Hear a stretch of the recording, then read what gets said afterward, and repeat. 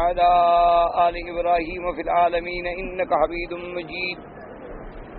قال الله تبارك وتعالى في كلامه المجيد: أعوذ بالله من الشيطان الرجيم. بسم الله الرحمن الرحيم.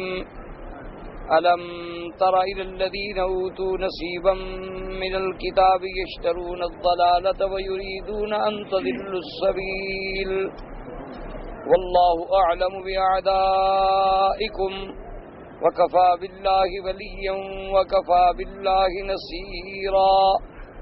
من الذين هادوا يحرفون الكلم عن مواضعه ويقولون سمعنا وعصينا واسمع غير مسمع وراعنا ليا بألسنتهم وطعنا في الدين ولو أنهم قالوا سمعنا وأطعنا واسمع وانظرنا لكان خيرا لهم وأقوم ولكن لعنهم الله بكفرهم فلا يؤمنون إلا قليلا. اللہ تبارک و تعالی نے کلام مقدس کی ان آیات مبارکہ میں جو سورۃ النساء کی آیات ہیں اہل کتاب کی گمراہیوں کے بارے میں ارشاد فرمایا ہے. جیسا کہ الحمدللہ سابقہ آیات میں اللہ تبارک و تعالی نے مومنین کو یہ حکم دیا تھا کہ نماز کے قریب نہ آئیں، نماز ادا نہ کریں اس حال میں کہ انہیں نشہ ہو.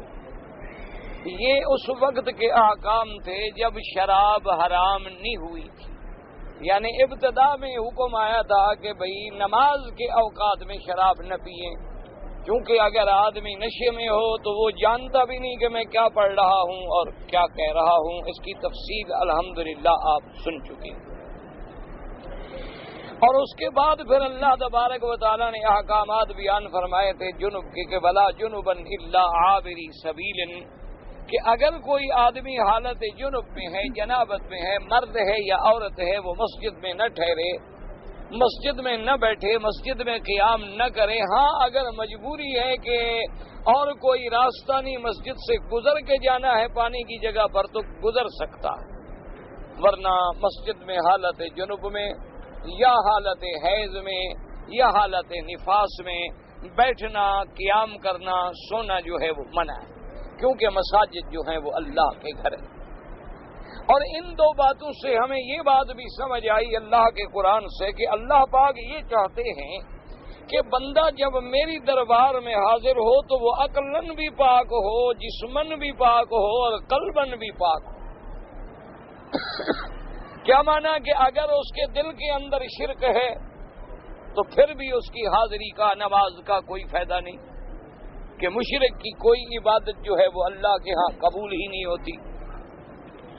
ورنہ تو مشرکین مکہ بھی نمازیں پڑھتے تھے، طواف کرتے تھے، عقیقہ کرتے تھے، حج کرتے تھے، مینا جاتے تھے، مزدلفہ جاتے تھے، عرفات جاتے تھے، احرام باندھتے تھے، صدقہ خیرات کرتے تھے، زمزم لوگوں کو پلاتے تھے، حجاج کرام کی خدمت کرتے تھے، لیکن ان کی کسی عبادت کو قبول نہیں کیا گیا کیونکہ وہ مشرک. تو اس لیے ضروری ہے کہ اللہ کی عبادت کے لیے آدمی قلباً بھی پاک ہو، شرک سے پاک، حتیٰ کہ شرک اصغر سے بھی پاک ہو، کہ ریا کے لیے نماز نہ پڑھے، دکھلاوے کے لیے نماز نہ پڑھے، لوگوں میں اپنی شہرت بنانے کے لیے عبادت نہ کرے، بلکہ خالص اللہ کو راضی کرنے کے لیے عبادت کرے. تو ایک سبق ہمیں یہ ملا کہ قلباً بھی پاک. دوسرا سبق ہمیں یہ ملا کہ لا تقربوا الصلاۃ وانتم سکارا، کہ عقلاً بھی پاک ہو، کہ اگر اس کا عقل بھی پاک نہیں ہے، اس پہ نشہ ہے، نیند کا غلبہ ہے، یا نعوذ باللہ کوئی دیوانہ ہے، مجنون ہے، تو اس کے لیے بھی نماز نہیں، کیونکہ اس کو تو پتہ ہی نہیں کہ میں اپنے اللہ کے ساتھ کیا مانگ رہا ہوں، کیا کہہ رہا ہوں، کون سی آیت پڑھ رہا ہوں، اور میری زبان سے جو لفظ نکل رہے ہیں وہ صحیح بھی ہیں. تو اس کا مطلب یہ ہمیں ملا کہ وہ عقلاً بھی پاک. اب تیسرا حکم یہ آیا کہ ولا جنبا الا عابری سبیل، کہ اگر تم جنابت کی حالت میں ہو تو مسجد میں نہیں آ سکتے تو نماز کیسے پڑھ سکتے ہو؟ جب مسجد میں آنا بھی منع ہے تو صاف ظاہر ہے کہ آدمی جنابت کی حالت میں نماز نہیں ادا کر سکتا. اسی طرح اگر عورت ہے وہ حائضہ ہے تو نماز ادا نہیں کر سکتی. اسی طرح عورت ہے اگر نفاس ہے، ولادت کے بعد جو خون آتا ہے اس کو نفاس کہتے ہیں، اس میں بھی نماز ادا نہیں کر سکتی. تو انشاء خدا بندی یہ ہے کہ میری دربار میں آؤ تو پھر صحیح معنی میں میرے بندے بن کے آؤ، کہ تمہارا دل شرک سے پاک ہو، تمہارا بدن جو ہے وہ نجاستوں سے پاک ہو، اور تمہارا عقل جو ہے وہ نشے سے اور گندے خیالات سے بھی پاک ہو. پھر تم جب عبادت کرو گے تو تمہیں نماز کا، عبادت کا، طواف کا ایک لطف بھی آئے گا، ایک حقیقت بھی پائیں گے، اور اس کے اثرات بھی مرتب ہوں گے. اور اس کے بعد پھر اللہ نے اسی آیت مبارک میں اپنی رعایت اور رحمت کا بھی ذکر فرمایا کہ حضور صلی اللہ علیہ وسلم کی امت پہ اللہ نے کتنی رحمتیں فرمائی ہیں. فرمایا کہ اگر وَإِن كُنتُم مَرْضَىٰ أَوْ عَلَىٰ سَفَرٍ، اگر تم بیمار ہو اور بیماری میں جنب آ گیا، یا بیماری میں تمہیں وضو کی ضرورت پڑ گئی، اور بیماری ایسی ہے کہ اگر تم غسل کرو تو جان کا خطرہ ہے، ایسی بیماری ہے کہ اگر غسل کرو تو کوئی نہ کوئی بدن عضو ضائع ہو جانے کا خطرہ ہے، تو اللہ نے رعایت کر دی کہ کوئی بات نہیں، مریض ہو اور جنابت بھی ہو گئی ہے، غسل نہیں کر سکتے ہو تو کوئی نہیں، تیمم کر سکتے. اور اسی طرح اللہ نے فرمایا کہ تم سفر میں ہو اور پانی نہیں پاتے ہو اور نماز کا بھی وقت آ گیا ہے اور تم اس میں جنابت کی حالت میں ہو تو کیا کرو. اللہ نے رعایت کر دی.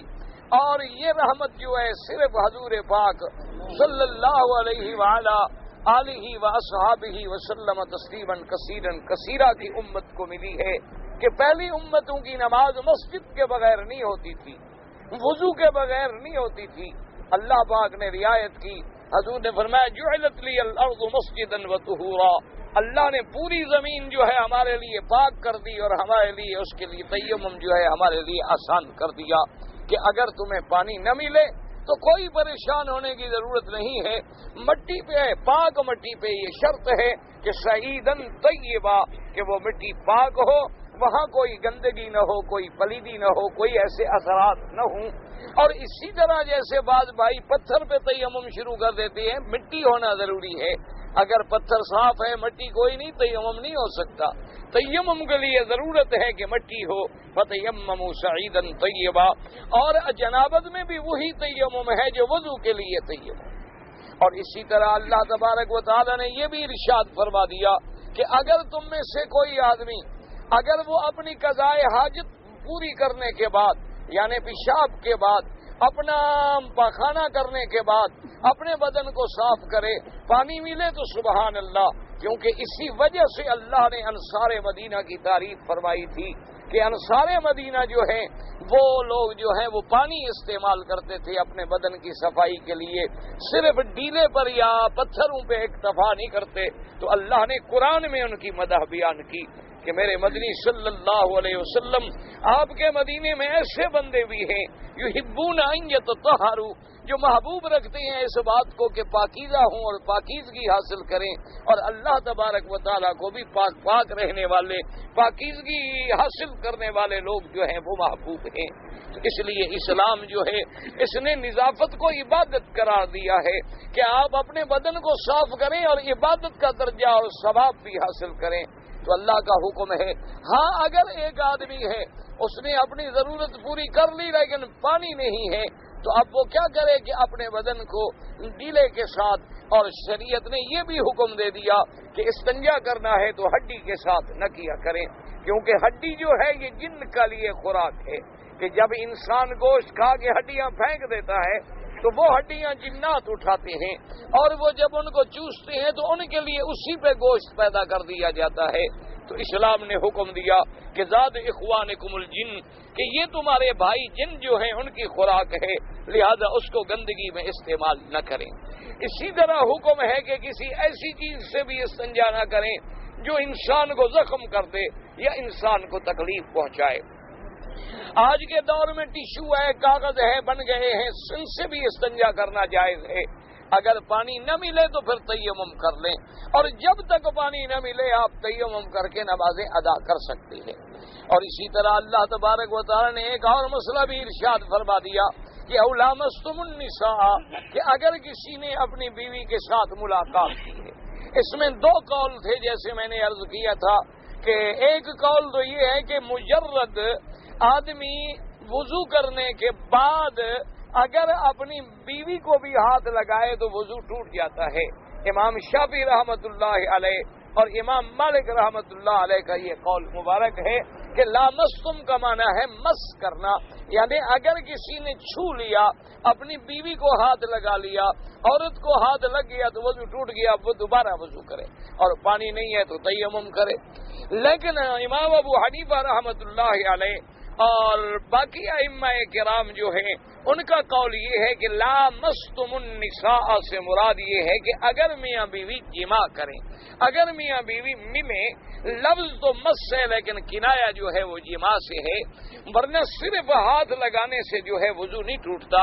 اس وجہ سے انہوں نے ایک اور حدیث مبارک سے استدلال کیا ہے کہ ایک صحابی نے بی بی عائشہ صدیقہ رضی اللہ تعالی عنہا سے مسئلہ پوچھا تھا کہ یا امہات المؤمنین، آپ ہمیں یہ بتائیں کہ وضو کے بعد بھی کبھی حضور پاک نے اپنی بیویوں کا ہاتھ لگایا؟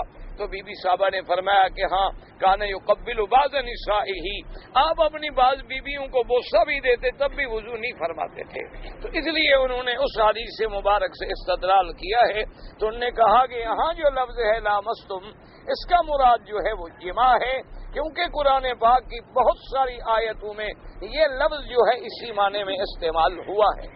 جیسے کہ ایک آیت مبارک ہے وَإِن طَلَّقْتُمُوهُنَّ مِن قَبْلِ أَن تَمَسُّوهُنَّ، کہ اگر تم لوگوں نے اگر نکاح کیا ہے اور نکاح کرنے کے بعد میاں بیوی آپس میں نہیں ملے، یعنی ان کا آپس میں ملاقات نہیں ہوئی ہے اور طلاق ہو گئی، تو اب آدھی حق المہر ادا کی جائے گی، خامد جو ہے وہ آدھی حق المہر دے گا، اور اگر ملاقات ہو گئی ہے یا خلوت صحیحہ ہو گئی ہے تو پوری حق المہر ادا کرے گا۔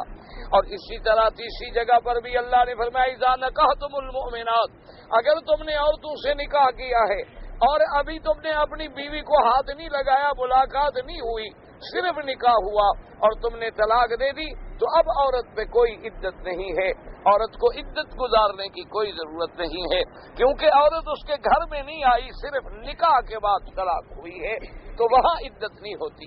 لیکن اگر میاں بیوی مل جائیں اور اس کے بعد طلاق دی جائے تو پھر طلاق کی عدت ہے۔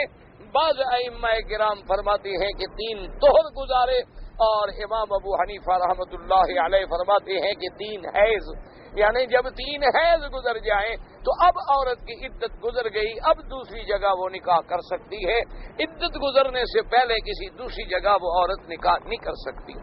اسی طرح یاد رکھیں کہ بعض عورتیں ایسی ہیں کہ ابھی چھوٹی عمر تھی، نکاح ہو گیا، طلاق بھی ہو گئی اور حیض نہیں آتا، تو وہ کیا کرے گی؟ 3 مہینے عدت گزارے گی۔ اسی طرح بعض عورتیں ایسی ہوتی ہیں کہ بوڑھی ہو گئی، عمر 60 سال ہو گئی، حیض آنے ہی بند ہو گیا، اور نعوذ باللہ اللہ نہ کرے جھگڑے ہوئے طلاق ہو گئی، تو وہ کیا کرے گی؟ وہ بھی 3 مہینے عدت گزارے گی۔ اور اسی طرح اگر کسی عورت کا خامد مر گیا ہے تو اب وہ 4 مہینے اور 10 دن عدت گزارے گی۔ اس عدت کا مطلب کیا ہوتا ہے؟ کیونکہ مسئلہ یہ ہے کہ اگر حاملہ عورت ہے تو اس کی عدت کیا ہے؟ وضع حمل، کہ جب تک کہ حمل یعنی بچہ نہ پیدا ہو جائے اور اپنے نفاس سے نہ فارغ ہو جائے، اس وقت تک عدت پوری نہیں ہوتی، کیونکہ اسلام یہ چاہتا ہے کہ اگر کسی نے طلاق دے دی ہے تو پوری طرح فیصلہ ہو جائے کہ کیا اس کے بطن میں اس کا کوئی نطفہ تو نہیں، کوئی حمل تو نہیں ٹھہر گیا، تاکہ عدت گزرنے میں استبراء جو ہے ہو جائے اور پوری وضاحت ہو جائے، تسلی ہو جائے، ورنہ تو اس کو عدت جو ہے وہ وضع حمل تک گزارنی ہوگی۔ تو اس لیے علماء نے ان آیات کو سامنے رکھ کے استدلال کیا کہ اگر کوئی میاں بیوی ملیں اور ملاقات کریں اور دونوں جنابت کی حالت میں ہیں اور پانی نہیں ملتا ہے تو تیمم کر کے وہ نمازیں ادا کریں گے جب تک کہ پانی نہ ملے، اور جب پانی مل جائے تو دونوں کا غسل کرنا جو ہے وہ ضروری ہے۔ اور اسی لیے شریعت کا حکم بھی ہے کہ اگر میاں بیوی جنابت کی حالت میں ہے تو کوشش یہ کریں کہ جلدی غسل کر لیں، زیادہ سے زیادہ اپنے آپ کو جلدی پاک صاف کرنے کی کوشش کریں، کیونکہ ایک تو ویسے بھی آدمی کو پتہ نہیں ہوتا موت اور حیات کا، اور دوسری بات یہ ہے کہ انسان کے لیے غسل کرنا جو ہے وہ انفع ہے، غسل کرنا جو ہے وہ اس کے نشاط کا باعث ہوتا ہے۔ حتیٰ کہ علماء کرام نے تو اس بات کو بھی افضل لکھا ہے کہ اگر ایک خاوند اپنی بیوی کے ساتھ رات کو لیٹا ہے اور گھنٹے 2 گھنٹے کے بعد وہ دوبارہ ملنا چاہتا ہے تو افضل یہ ہے کہ پہلے غسل کر لیں، غسل کرنے کے بعد دوبارہ ملیں، ورنہ صرف یہ ہے کہ وضو کر لیں تاکہ اس سے نشاط بھی حاصل ہوگا اور صفائی بھی حاصل ہوگی، طہارت اور پاکیزگی بھی حاصل ہوگی۔ اسلام اتنا جامع مذہب ہے کہ آج بھی اگر مرد ہو یا عورت اللہ کے قانون پہ چلے تو وہ ظاہری بلاؤں سے بھی محفوظ رہتی ہے اور باطنی بلاؤں سے بھی محفوظ رہتی ہے۔ اسی سے آپ اندازہ لگائیں کہ آج دنیا میں ایڈز کی لعنت پھیلی ہے، آج دنیا میں کینسر ہے، بیماریاں ہیں، بلائیں ہیں، ان سب کا اصل وجہ کیا ہے؟ اصل وجہ وہ گندگی ہے، وہ ناپاکی ہے، وہ اسلام کے اصولوں کی خلاف ورزی ہے، جن کا نتیجہ یہ بیماریاں پیدا ہوئیں۔ اب دیکھو، حالانکہ میاں بیوی دونوں جنہوں نے کبھی الحمدللہ گناہ نہیں کیا تو اللہ کی رحمت سے ان کو ایسی بیماریاں کبھی نہیں لگتی، کیونکہ اللہ نے عورت کو بھی محفوظ رکھا، خاوند کو بھی محفوظ رکھا۔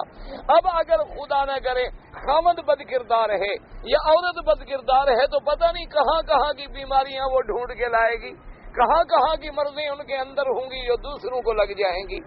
اسی سے آپ اندازہ کریں کہ اسلام کتنا جامع ہے کہ میاں بیوی ہیں، دونوں ٹھیک ہیں، دونوں گناہوں سے پاک ہیں، لیکن ایک دفعہ ملنے کے بعد دوبارہ ملنا چاہتا ہے، اسلام کہتا ہے پہلے اپنا بدن دھو ڈالو، غسل کرو، غسل نہیں کر سکتے ہو استنجا کرو اور وضو کر لو تاکہ تیرے بدن کی کوئی میل کچیل پھر نہ ملے اور کسی بیماری کا سبب نہ بن جائے، کسی تکلیف کا سبب نہ بن جائے۔ اسی طرح دیکھیں کہ جو عورتیں الحمدللہ جنہوں نے اپنے بچوں کو سینوں سے دودھ پلایا ہے، اپنے پستانوں سے دودھ پلایا ہے، ان کو اللہ نے کینسر سے محفوظ رکھا، ان کو اللہ نے سینے کی بیماریوں سے محفوظ رکھا۔ جن عورتوں نے الحمدللہ چکیاں پیسی ہیں ان کو اللہ نے ہزاروں بیماریوں سے محفوظ رکھا ہے۔ اللہ نے ان کو صحت بھی دی ہے، عفت بھی دی ہے، عزت بھی دی ہے اور آخرت میں نجات بھی عطا فرمائی ہے۔ تو اس لیے اللہ نے یہ حکم فرما دیے کہ ہماری اللہ کی مہربانی ہے، فَتَيَمَّمُوا صَعِيدًا طَيِّبًا وَامْسَحُوا بِوُجُوهِكُمْ وَأَيْدِيكُمْ۔ اور تیمم کا معنی یہ نہیں کہ بدن کو سارا ریت پر لیٹ جاؤ یا مٹی پہ لیٹ جاؤ، بس 2 دفعہ ہاتھ مار کے، ایک دفعہ بد چہرے پہ اور ایک دفعہ بازو پہ اور مسح ہو گیا، اسی میں اللہ تبارک و تعالیٰ تیمم ہوتے ہی تمہاری نمازیں جو ہے وہ قبول فرما لیں گے۔ ان سارے احکامات کے بیان کرنے کے بعد اب اللہ تبارک و تعالیٰ نے ان آیات مبارکہ میں جو ہم نے ابھی آج کے درس میں پڑھی ہیں، یہود کے بارے میں، اہل کتاب کے بارے میں، ان کے مقاصد کے بارے میں، ان کی اسلام اور اسلام کے احکام سے دشمنی کے بارے میں، ان کی اللہ کے نبی سے عداوت کے بارے میں ارشاد فرمایا ہے۔ اللہ فرماتے ہیں الم تر الی الذین اوتوا نصیبا من الکتاب یشترون الضلالة ويريدون أن تضلوا السبيل والله أعلم بأعدائكم وكفى بالله وليا وكفى بالله نصيرا۔ اللہ نے خطاب کیا محمد مصطفیٰ صلی اللہ علیہ وسلم کو کہ الم تر الی الذین، کیا آپ نہیں دیکھتے ان لوگوں کو جن کو ہم نے دیا حصہ کتاب میں سے؟ تو یاد رکھیں کہ کبھی تو لفظ ہوتا ہے الم ترا تو مراد ہوتا ہے دیکھنا یعنی رؤیت، اور کبھی معنی یہ ہوتا ہے کہ ایک ہے رؤیت بصری کہ آنکھوں سے کسی چیز کو دیکھا جائے، یہ بھی رؤیت ہے، اور ایک رؤیت ہوتی ہے قلبی کہ آنکھوں سے تو ہم نہیں دیکھ رہے لیکن ہم سمجھ رہے ہیں، ہمیں علم حاصل ہو رہا ہے کہ یہ بات ایسی ہے۔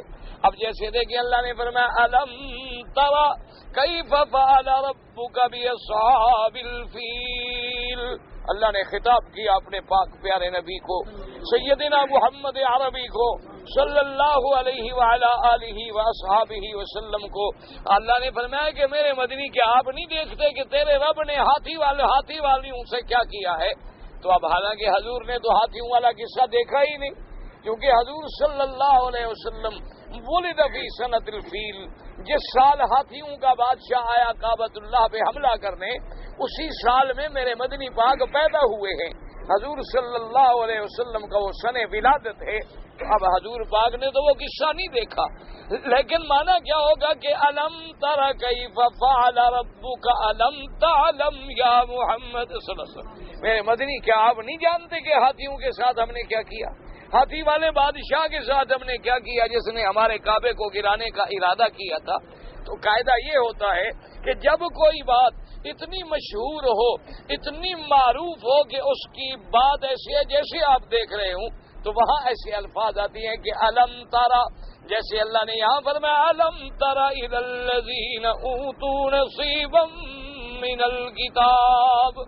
کیا آپ نے نہیں دیکھا میرا مدنی صلی اللہ علیہ وسلم کہ جن لوگوں کو ہم نے کتاب میں سے حصہ دیا، جن کو کتاب تورات ملی، جن کو کتاب انجیل ملی، ان کی ذمہ داری تو یہ تھی کہ وہ میری کتاب پہ چلتے، میری کتاب پہ عمل کرتے، میری کتاب پہ میرے احکام کی اطاعت کرتے.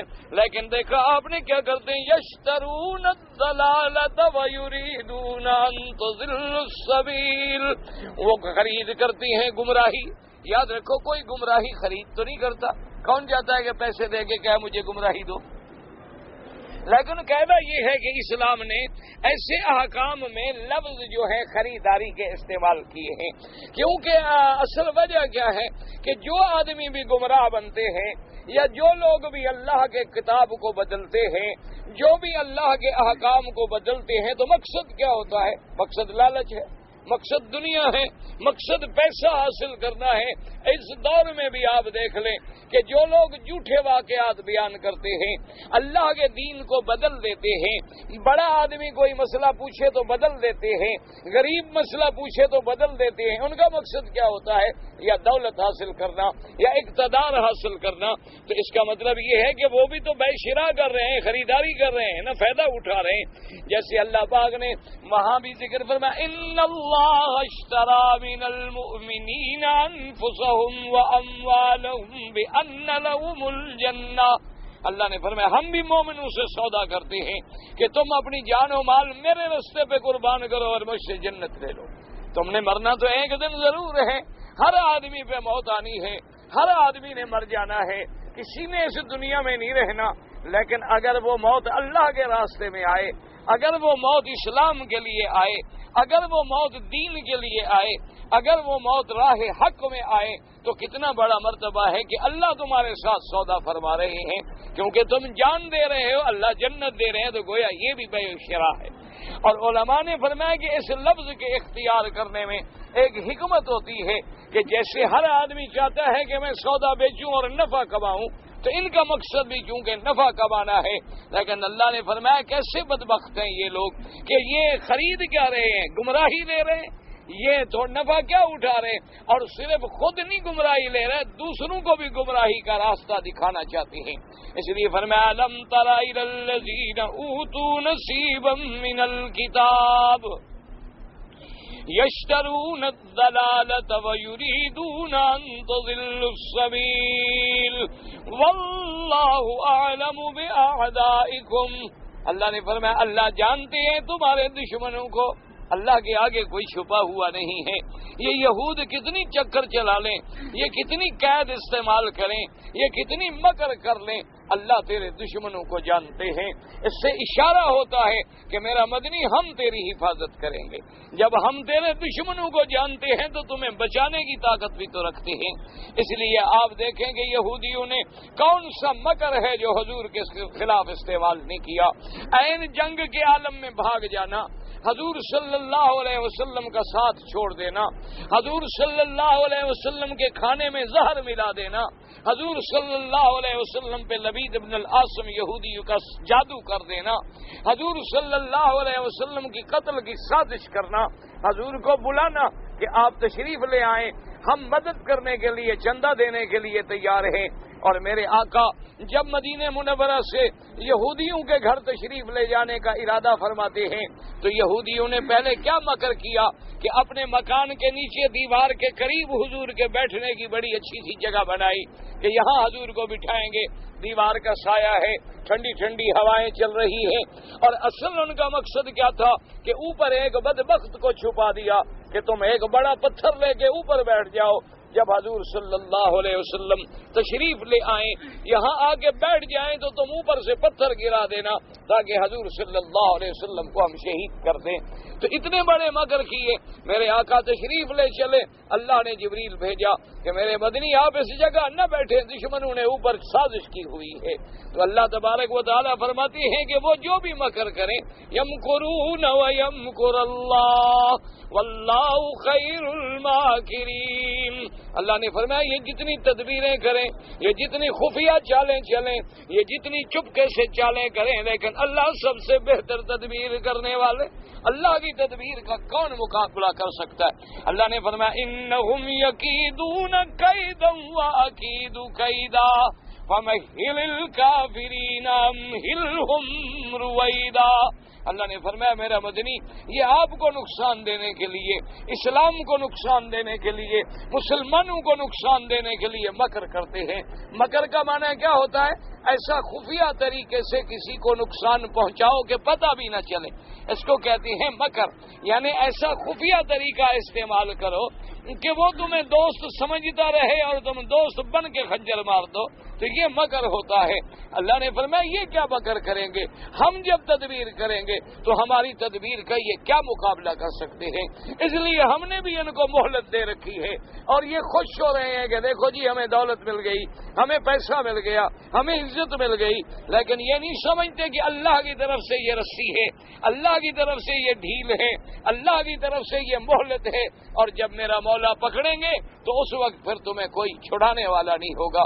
اس لیے اللہ نے فرمایا واللہ اعلم باعدائکم کفا باللہ ولیا ونصیرا وکفا باللہ نصیرا، اور اللہ نے فرمایا میرا مدنی اللہ تیرا ولی ہے، اللہ تیرا مددگار ہے، اور جب تیرا مددگار مولا ہے، جب اللہ محافظ و رقیب تمہارا اللہ ہے تو وہ تمہیں کافی ہے۔ اس کی ولایت کے بعد، اس کی نصرت کے بعد کون سی دنیا میں طاقت ہے جو نقصان پہنچا سکے؟ اس لیے آج آپ دیکھ لیں کہ پوری دنیا کے یہودی جو ہیں ایک جگہ جمع ہو رہے ہیں، پوری دنیا کے یہودی جو ہیں یہودی بستیاں بنا رہے ہیں، اپنی آبادیاں بنا رہے ہیں، اور بظاہر پوری دنیا پہ ایک دھاک بٹھائی ہوئی ہے کہ دیکھو جناب ہم کتنا طاقتور ہیں کہ پورے عالم ایک طرف ہے اور ہماری ضد ایک طرف ہے، کوئی ہمیں نہیں روک سکتا۔ لیکن وہ یہ نہیں سمجھتے کہ جو تم خفیہ تدبیریں کر رہے ہو، جو تم خفیہ چالیں چل رہے ہو، جو تم ہیکل سلیمانی کے رنگ میں بیت المقدس کو گرانے کی سازشیں کر رہے ہو، اللہ نے تمہیں مہلت دی ہے۔ تم شاید اسی لیے جمع ہو رہے ہو کہ جب عیسیٰ علیہ السلام اتریں تمہاری ہلاکت کا وقت آئے تو ڈھونڈنے کی تکلیف بھی نہ ہو اللہ کے پیغمبر کو، ایک ہی جگہ میں ساری دنیا کے یہودی مل جائیں، ورنہ آج تک کٹھے نہیں ہوئے۔ کوئی کسی ملک میں دھکے کھاتا رہا، کوئی کسی ملک میں ذلیل و خوار پھرتا رہا، لیکن وہ وقت بھی تو آنا ہے کہ عیسیٰ علیہ السلام اتریں گے، دجال کو قتل کریں گے، صلیب کو توڑ ڈالیں گے، اور اس کے بعد جزیہ ختم کر دیں گے، اور ایسا وقت بھی آئے گا کہ ایک ایک پہاڑ، ایک ایک پتھر جو ہے کہے گا ادھر آؤ مسلمان، میرے پیچھے یہودی چھپا ہو، اس کا کام صاف کرو، تو ہر پتھر بولے گا، ہر زمین کا کنکر بولے گا۔ آج دیکھ لیں ابھی سے وہ نظارے شروع ہو گئے ہیں کہ تمہارے پاس طاقت ہے، تمہارے پاس نیوکلیئر ہے، لیکن تمہارے مقابلے والوں کے پاس غلیل ہے، تمہارے مقابلے والوں کے پاس بچے ہیں، لڑکے ہیں اور پتھر ہے، لیکن پوری دنیا میں تم ذلیل ہو کے رہ گئے ہو، پوری دنیا میں تم رسوا ہو کے رہ گئے ہو۔ تو ہر چیز میں اللہ کی حکمتیں ہیں۔ ہم جس کو ظاہری طور پہ طاقت سمجھتے ہیں وہ پتہ نہیں کہ چراغ جب آخر وقت میں آپ دیکھیں نا جی دیا جلائیں، جب دیے کا اپنا تیل ختم ہونے لگے نا تو بھڑکتا ہے چراغ صبح جب خاموش ہوتا ہے، آخری وقت میں ایک دفعہ بھڑک کے پھر بجھ جائے گا۔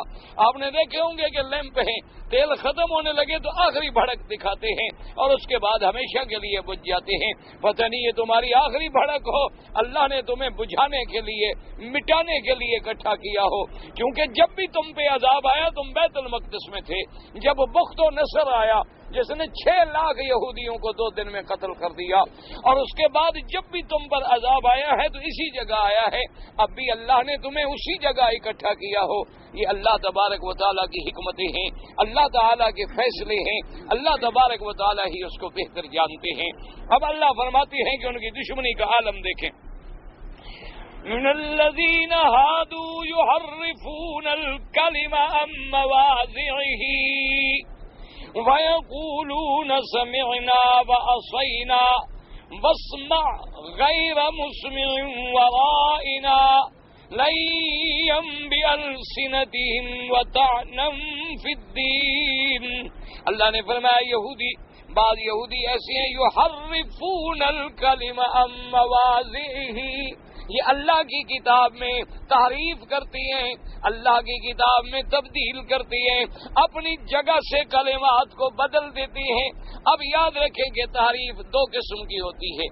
ایک تو تحریف لفظی ہوتی ہے کہ آدمی لفظی بدل دے، اس کو کہتے ہیں تحریف لفظی، اور ایک تحریف ہوتی ہے معنوی.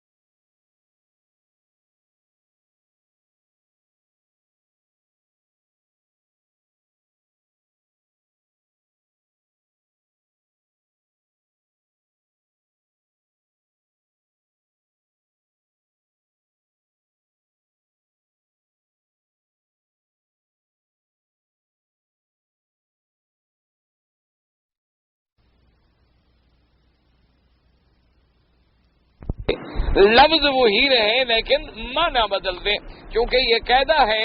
اچھا، بعض اوقات یہ ہے کہ لفظ بھی وہی رہے لیکن لحن بدل دے، یعنی ادائیگی ایسے انداز میں کرے کہ اس سے توہین کا پہلو نکل آئے، کیونکہ بعض اوقات لفظ ایک ہوتا ہے لیکن صرف ادا کرنے سے اس کے معنی میں بڑی بڑی تبدیلیاں آ جاتی ہیں۔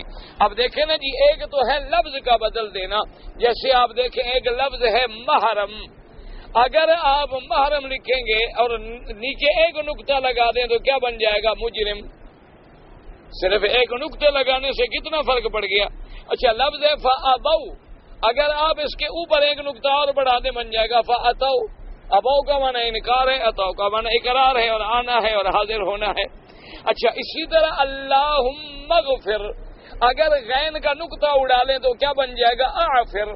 اغفر کا معنی ہے اللہ ہمارے گناہ معاف کر، اور آفر کا معنی ہے کہ اللہ ہمیں ہلاک و برباد کر۔ تو اب دیکھیں کہ ایک نقطہ بدلنے سے کتنا بڑا ترجمہ بن گیا۔ اچھا، اسی طرح آپ لکھتے ہیں نا دعا، اس کے اوپر اگر ایک نقطہ دے دیں تو کیا بن جائے گا؟ دغا۔ تو اب دعا اور دغا میں کتنا فرق ہے، لیکن لفظ ایک نقطہ بدلا ہے۔ تو کبھی کبھی دشمن جو ہیں وہ ایسی حرکتیں کرتے ہیں کہ اللہ کے قرآن میں، اللہ کی اتاری ہوئی کتابوں میں بالکل حرف بدل دیتے ہیں، لفظ بدل دیتے ہیں جس سے معنی بدل جائیں، کیونکہ کبھی ایک لفظ جو ہے نا، یاد رکھو، کئی معنی میں استعمال ہوتا ہے۔ جیسے عربی میں لفظ عین ہے، اب عین آنکھوں کو بھی کہتے ہیں۔ اچھا، اسی طرح عین جو ہے وہ جاسوس کو بھی کہتے ہیں، اسی طرح لفظ عین جو ہے وہ چشمے کو بھی کہتے ہیں، اسی طرح لفظ عین جو ہے یہ گھٹنے کی ہڈی کو بھی کہتے ہیں۔ تو ایک لفظ جو ہے وہ کئی معنوں میں استعمال ہوتا ہے۔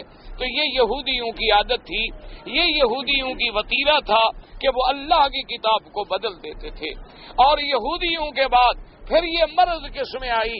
عبداللہ ابن سبا میں، اور ان کے بعد ان کے متبعین میں، حسن ابن سبا میں، روافض میں، پھر یہ بات آئی کہ انہوں نے بھی اللہ کے قرآن کو بدلنے کی کوشش کی، انہوں نے بھی آیات میں جوڑ لگائے، انہوں نے بھی حدیث رسول مبارک کو بدلنے کی کوشش کی، انہوں نے بھی اللہ کے قرآن میں تحریف کی، انہوں نے بھی اللہ تبارک و تعالیٰ کے قرآن کی آیات کو آگے پیچھے کیا اپنے مطلب کو نکالنے کے لیے۔ اس کی ابتدا جو ہے وہ یہود سے تھی۔ اور دوسری بات یہ ہے، اللہ نے فرمایا کہ میرے مدنی صلی اللہ علیہ وسلم یہ ایسے ایسے الفاظ کہتے ہیں کہ جس کے بظاہر جو ہیں وہ دو معنی نکلتے ہوں۔ ایک معنی تو بہت اچھا ہے لیکن دوسرا معنی جو ہے وہ اچھا نہیں، بلکہ اس میں حقارت ہے۔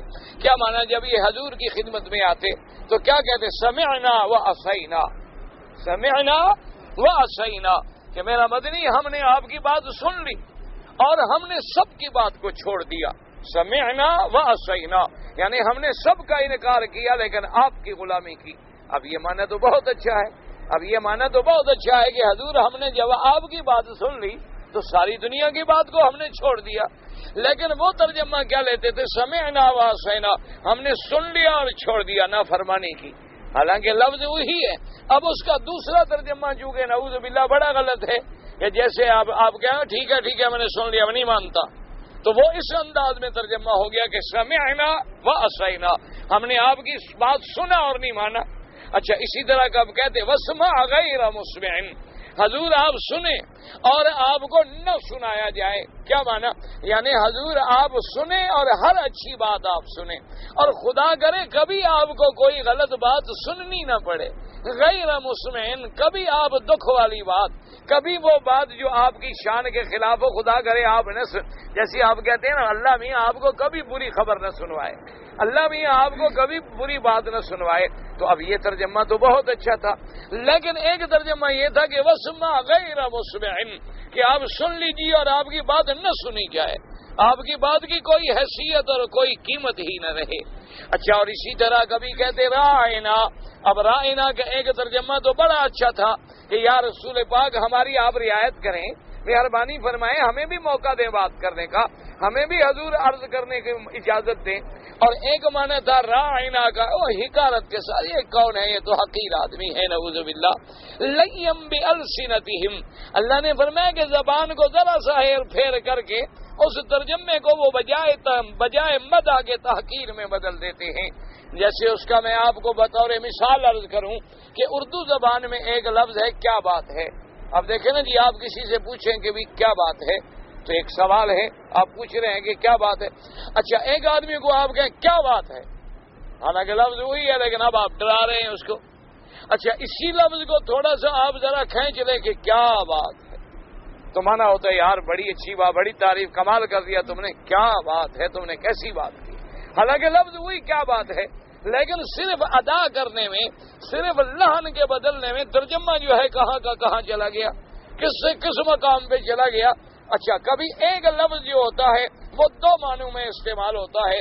حضرت حسن بصری رحمت اللہ علیہ کا واقعہ ہے، یا ان کے دور میں ایک تابعی کا واقعہ ہے کہ وہ حجاج ابن یوسف جو ظالم ہذہ الامہ، جو امت محمد پاک کا سب سے بڑا ظالم آدمی گزرا ہے تاریخ میں، ان کے پاس آئے تو اب وہاں جو اچھے لوگ تھے وہ کہتے ہیں کہ ہم گھبرا گئے کہ آج اگر کوئی ایسی بات ہو گئی تو حجاج کے ہاں تو ماں سوائے تلوار کے، ماں سوائے قتل کے اور کوئی آرڈر ہے ہی نہیں. اس کی تو بس لغت میں بات ہی اتنی ہے کہ مار دو، قتل کر دو، اڑا دو، گردن اڑا دو، قید کر دو. اور یہ تابعی ہیں، حضور پاک کے صحابہ کے ملنے والے ہیں، اتنے شان والے اللہ کے ولی ہیں، اور وہ لازمی بات ہے کہ جان چلی جائے حق بات تو کہیں گے، اور جب وہ حق بات کہیں گے تو یہ ظالم سزائے موت سے نیچے تو کوئی بات ہی نہیں کرتا. تو وہ بڑے گھبرائے ہوئے. خیر، آپ تشریف لے آئے، بیٹھ گئے، اور اس کے بعد حجاج کہنے لگا کہ مارا آیو کفیہ، آپ میرے بارے میں کیا کہتے ہیں، میرے بارے میں آپ کی کیا رائے ہے. تو آپ نے فرمایا کہ میں آپ کو عادل اور مقسط سمجھتا ہوں. انت عادل قاسط. اچھا ٹھیک ہے، اچھا ٹھیک ہے جی، آپ جائیں، ماشاءاللہ بڑی اچھی بات ہے. اچھا، وہ عام سننے والے جو تھے وہ بھی حیران ہو گئے کہ بھئی یہ تو حق کہنے والے آدمی تھے، انہوں نے حجاج ابن یوسف کو کیسے کہہ دیا کہ تم عادل بھی ہو اور قاسط، انصاف کرنے والے ہو. انہوں نے کہا عجیب بات ہے. بہرحال انہوں نے کہا چلو جیسا بھی ہوا، جان تو بچ گئی نا. وہ چلے گئے. جب وہ چلے گئے اور اس کے باقی خاص لوگ جو تھے اس کے کچن کیبنٹ کے آدمی، وہ جب باقی رہ گئے تو ان کو حجاج نے کہا پتا ہے کہ وہ مجھے کیا کہہ گیا ہے. انہوں نے کہا جی، انہوں نے تو آپ کی بڑی تعریف کی کہ آپ عادل ہیں، قاسط ہیں، انصاف کرنے والے. انہوں نے کہا نہیں، اس نے مجھے کہا عادل کیا مانا، وہ ہم عن ربہم یعدلون، کہ تم اللہ کے نافرمان ہو. عادل کا معنی عدل سے نہیں، عادل کا معنی عدول سے ہے. جیسے آپ کہتے ہیں عدول حکمی کی ہے اس نے میری، تو تم اللہ کی عدول حکمی کرنے والے ہو. اور اس نے جو کہا ہے قاسط مانے منصف نہیں، اما القاسطون فکانوا لجہنم حطبا. قاسط کا معنی ہے ظلم کرنے والا. تو اس نے مجھے کہا ہے کہ تم رب کے حکم سے ہٹنے والے ہو اور ظالم ہو. اس نے مجھے یہ کہا تھا. تو انہوں نے کہا پھر آپ نے تعریف کر کے کیوں چھوڑ دیا؟ آپ اگر بات سمجھ گئے تھے. اس نے کہا شکر ہے ساری مجلس نے نہیں سمجھا تھا تو میں اپنے آپ کو ظاہر کر کے رسوا کر دیتا.